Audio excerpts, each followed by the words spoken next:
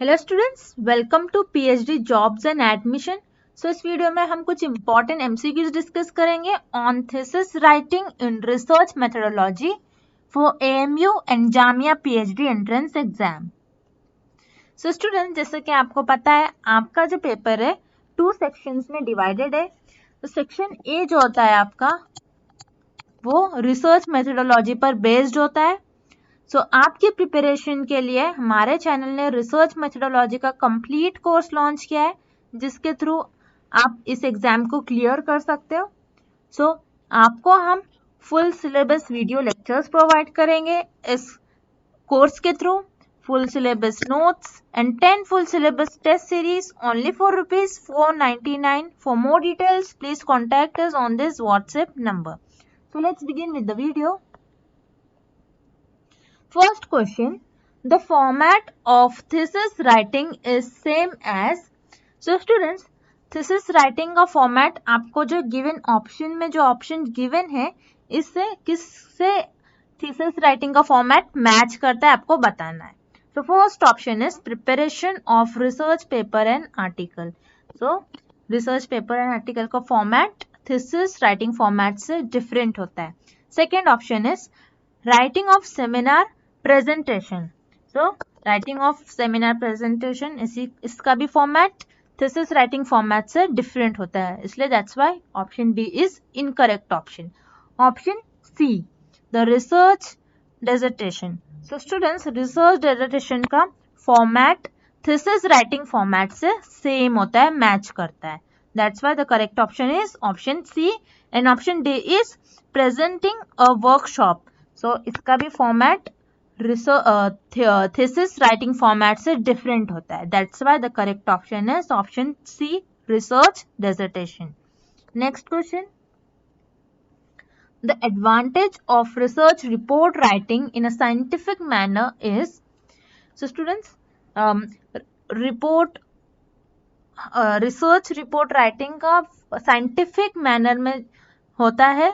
उसका एडवांटेज क्या होता है, हमको इस क्वेश्चन में पूछा है. उसका एडवांटेज होता है, correct option is option D, global communication.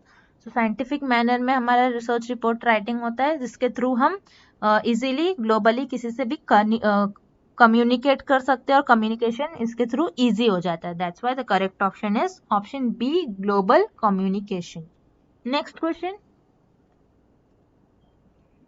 The method of research reporting should be. Student, जैसे कि आपको यहाँ पर ऑप्शंस में गिवन है, scientific, attractive, personal and favourable to globalization. Students, method of research report should be scientific. The correct option is option A. Next question, in finalizing thesis format, which of the following would be form part of supplementary pages? Students, यहाँ पर supplementary का meaning होता है extra. जैसे हमारे thesis writing में extra information होती है, दैट्स वाई हमको यहाँ पर पूछा है किस एलिमेंट्स में एक्स्ट्रा इंफॉर्मेशन होती है. First option is list of table and figures. This is a main part और main topic of thesis format जिसमें एक्स्ट्रा इंफॉर्मेशन नहीं होती. This is not a correct option. Second is tables of content. Students, table of content जिसमें आपकी research में कौन सी चीज कहाँ पर लिखी है यहाँ पर आपको मेंशन करना होता है टेबल कंटेंट में. This is a main topic of thesis writing और जो कि सप्लीमेंट्री पेजेस में इन्वॉल्व नहीं होता है. This is incorrect option. Option C is conclusion of the study. This is also a main topic of thesis writing, जो कि extra आपकी इंफॉर्मेशन इसमें नहीं गिवन होती है. And option D is appendices. Students, appendices में आपका आप जो टॉपिक पर रिसर्च कर रहे हो उससे रिलेटेड कुछ इंफॉर्मेशन, एक्स्ट्रा इंफॉर्मेशन अपेंडिसेस में प्रेजेंट होती है.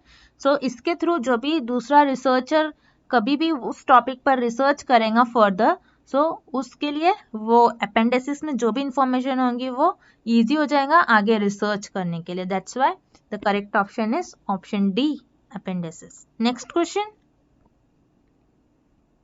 A good thesis writing should involve. So student, this is also very important question जो कि आपसे जून 2016 में ये क्वेश्चन पूछा गया था. The first option is reduction of punctuation and grammatical errors to a minimum. So students, आपके thesis writing में grammatical and punctuation ये क्या होना चाहिए, errors minimum होना चाहिए. This is correct. Second option, careful checking of references. यानी जो भी रिसर्चर अपने रिसर्च में जहाँ से भी डेटा को कलेक्ट कर रहा है, सो वहाँ उस रेफरेंस में उसको मेंशन करना होगा. So that's why careful checking of references is a good thesis writing. Third option is a clear and well written abstract. So students, abstract क्या होता है, जो भी आप रिसर्च कर रहे हो, so जो रिसर्च में जो इंफॉर्मेशन होती है सारी, उस इंफॉर्मेशन को 1 और 2 पैरा में कन्वर्ट करना, समराइज करना, that is abstract. This is also correct. So the correct option is option D, all the above. Next question, what is the aim of an abstract in thesis. जैसे कि student अभी हमने देखा abstract क्या होता है, जो भी रिसर्चर की जो भी रिसर्च में जो भी इंफॉर्मेशन होंगी जो भी पर्टिकुलर टॉपिक पर, उस इंफॉर्मेशन को समराइज करना 1 और 2 पैरा में, दैट इज एब्स्ट्रैक्ट. सो उसका मेन एम क्या होता है, summarise outlay of research being conducted. So the correct option is option D. Next question, what are the prior chapters in thesis. So students, यहाँ पर prior का meaning होता है before यानी पहले, यानी आपके थीसिस में एक prior chapters होते हैं और एक main. So यहाँ पर आपको prior chapters के बारे में पूछा गया है. So first option is nomenclature. So students, thesis writing में जैसे researcher nomenclature यूज करते हैं, यानी फॉर एग्जाम्पल कुछ शॉर्ट फॉर्म्स यूज करते हैं, उसका जो फुल फॉर्म होता है वो nomenclature में गिवन होता है. जैसे फॉर एग्जाम्पल एलपी का फुल फॉर्म होता है low pressure, P is pressure, x जो होता है x is distance along x axis. ऐसे बहुत सारे शॉर्ट फॉर्म्स यूज करते हैं नॉमेनक्लेचर्स में जहां पर आपको इसके फुल फॉर्म गिवन होते हैं. Second is acknowledgement. तो स्टूडेंट्स, एक्नॉलेजमेंट वो होता है जब भी रिसर्चर अपनी रिसर्च कर रहा है, ड्यूरिंग रिसर्चर को फिजिकली मेंटली जो भी हेल्प मिल रही है, उन पर्सन का यहाँ पर नेम मेंशन करना, दैट इज एक्नॉलेजमेंट. सो यहाँ पर नॉमेनक्लेचर एंड एक्नॉलेजमेंट जो होता है प्रियर चैप्टर्स होते हैं इन थीसिस राइटिंग में. Option C is references.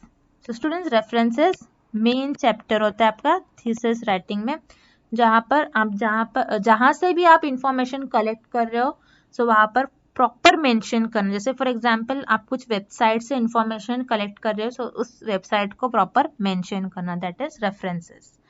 So यहाँ पर prior chapter in thesis writing है nomenclature and acknowledgement. So the correct option is option D, both A and B. Next question,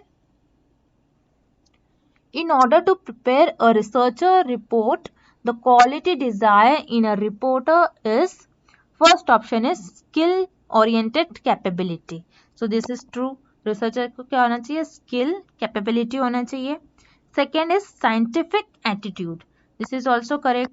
So जो भी researcher ने research किया है वो साइंटिफिक वे में होना चाहिए और साइंटिफिकली प्रूव्ड होना चाहिए.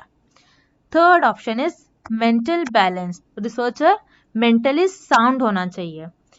सो all these three statements or all these three options are correct. So the correct option is option D, all the above. Next question, the introductory section of a research report should aim to, first option is identify the specific focus of the study. यानी students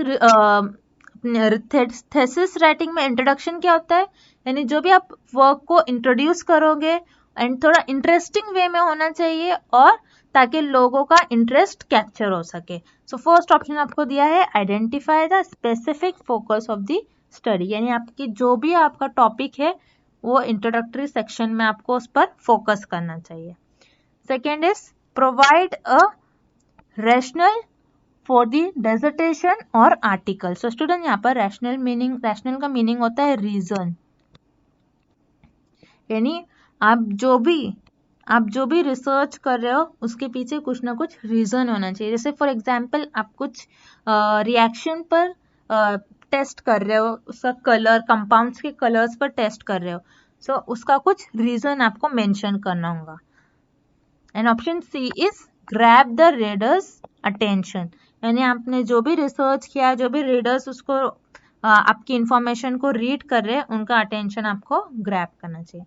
So all these three statements are correct. So the correct option is option D, all of the above. Next question. The style of writing the thesis and researcher article must, first option is creative insofar as diction is concerned. So students, यहाँ पर creativeness जो होता है वो आपके story writing and novel में creativeness होता है, थीसिस राइटिंग में क्रिएटिवनेस नहीं होता। This is incorrect option. Option B is variables in respect of referencing. So जैसे रिसर्चर अपने रिसर्च में रेफरेंस कहीं से डाटा को रेफरेंस कर रहा है, सो उसके थ्रू कभी कभी कुछ मेथड्स डिफरेंट होते हैं, सो उस मेथड को चेंज करना, यानी आप जो भी रिसर्च कर रहे हैं आपके रिसर्च में एक ही मेथड आपको फॉलो करना होगा, आपका मेथड आपको चेंज नहीं करना होगा ड्यूरिंग रिसर्च। तो this is incorrect. And option C is mechanical insofar as replacement of figures and tables are concerned. So students, thesis writing में figures and table concerned होते हैं, logically, mechanically नहीं होते। This is incorrect option. Option D is scientific in respect of language use. So thesis writing में scientific language use होना चाहिए। So this is correct option. Option D is correct. Scientific in respect of language use. Next question. The core elements of thesis are. So students, यहाँ पर core का meaning होता है middle, और जैसे आपके जो रिसर्च राइटिंग और थीसिस में जो होता है, थीसिस राइटिंग में एक होता है प्रायर राइटिंग और एक होता है मिडल, जिसको हम मेन टॉपिक भी कहते हैं। सो इसमें क्या होता है, तो आपको ऑप्शन में इसको अरेंज करना है, इस एलिमेंट्स को, जो कि आपके थीसिस राइटिंग में किस फॉर्म में एलिमेंट्स प्रेजेंट होते हैं और किस फॉर्म में हम लिखते हैं। तो फर्स्ट ऑप्शन में आपको दिया है introduction, then data collection. So second step होता है आपका लिटरेचर रिव्यू। सो यहाँ पर सेकेंड ऑप्शन में भी आपको लिटरेचर रिव्यू गिवन नहीं है और ना ही introduction, that's why first, second और फर्स्ट ऑप्शन जो होगा वो इनकरेक्ट ऑप्शन है। ऑप्शन सी, जिसमें आपको फर्स्ट है इंट्रोडक्शन। इंट्रोडक्शन जो स्टूडेंट्स, जो रिसर्चर वर्क को इंट्रोड्यूस करेंगे और थोड़ा इंटरेस्टिंग वे में होना चाहिए ताकि लोगों का इंटरेस्ट कैप्चर हो सके इंट्रोडक्शन के थ्रू। सेकेंड है लिटरेचर रिव्यू। लिटरेचर रिव्यू में आपने कहाँ से इंफॉर्मेशन और आइडिया लिया है, जिस टॉपिक पर आप रिसर्च कर रहे हो उसको मेंशन करना। एंड सर्च मेथोडोलॉजी, यानी आपके रिसर्च में जो भी मेथड्स यूज कर रहे हो उसको मेंशन करना। देन रिजल्ट एंड डिस्कशन, आपके आप जो भी टॉपिक पर आप रिसर्च कर रहे हो उसको डिस्कस करना। And then last conclusion. The correct option is option C, introduction, literature review, search methodology, results, discussion and then conclusion. So students, ये कुछ इंपॉर्टेंट एमसीक्यूज थे जो आपके प्रिपरेशन में हेल्प करेंगे। So good luck with your preparations and thank you for watching this video. Please like, comment, share and subscribe our channel PhD Jobs and Ad.